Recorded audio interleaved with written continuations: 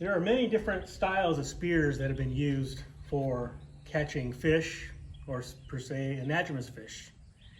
This one here is what they call a Leicester spear, and how it works, there's different styles of a Leicester spear as well, but all the concepts are pretty much the same. You have a center hook or a spike in the middle and side hooks coming in. So when you do spear a fish, the fish gets impaled inside of this V-notch, which helps hold the fish from getting away. And this has been used throughout the Pacific Northwest as well as an entire continent of North America through various different tribes. All have a similar style fishing spear for different varieties of fish that they use for subsistence. There are other spears that were used that were like similar to a harpoon, or the spears that had two hooks on it, two harpoons for spearing salmon or fish, like sturgeon.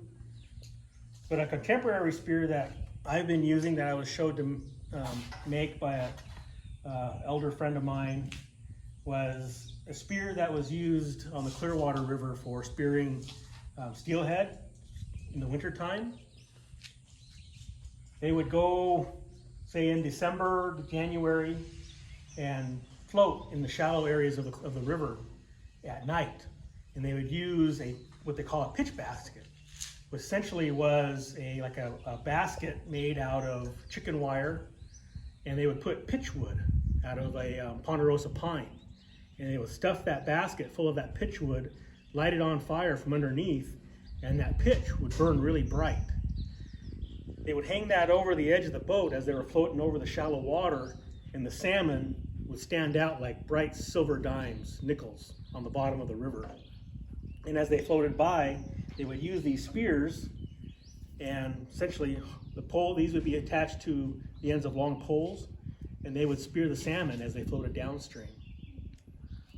And how these work is that, similar to the gaff, these are attached by a lanyard, and these large hooks are affixed at the end of the pole, of the spearhead. And so when you see a salmon or a fish, you harpoon them, hitting them with the hook as so. When the hook enters the fish, the hook pulls loose, attached to the lanyard, and the fish on the hook. Once you pull the fish in, you can then reattach the hook and continue fishing. These styles here were made so you can use any different types of lengths of poles for different types of fishing.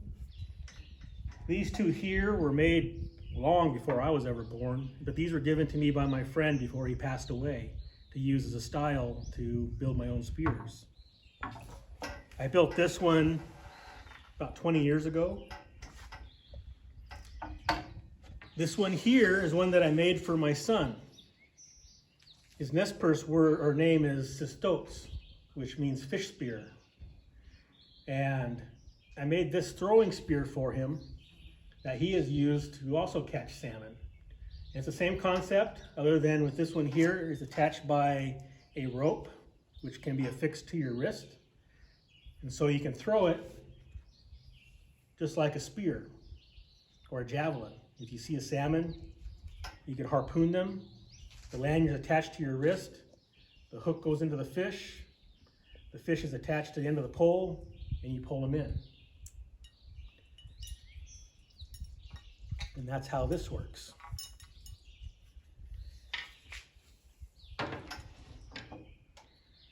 My grandfather, when he would go to some of the areas where my family would harvest salmon in the summertime, he would make his own spear hooks there at the camp.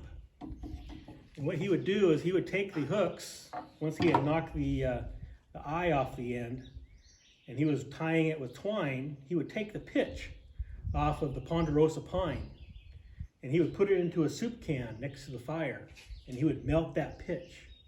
Once the pitch turned into liquid, he'd take some of the ashes out of the fire and put it in and mix it with a stick with the pitch. That would kind of turn it black. He would then take a stick with that hot pitch, and he would coat the twine on the hook. That would, he then would dip it into water, and it would harden and solidify that pitch. And with that ash, it acts like a resin to where it turns into a glue and protects the twine from abrasions from the rocks and so forth, and protects wear and tear. And so he would do that on site when he'd be out camping and salmon fishing with my dad when he was younger. And that's the concept of the spear. And that was used also in tributary streams or in the larger rivers at the base of, say, Spokane Falls, Kettle Falls, or Celilo. It was a common historical fishing method to where even then hooks, again like the gaff, could be fashioned out of hardwood or antler. But given the trade over the past couple hundred years, we were able to obtain iron hooks. That's the style we use today.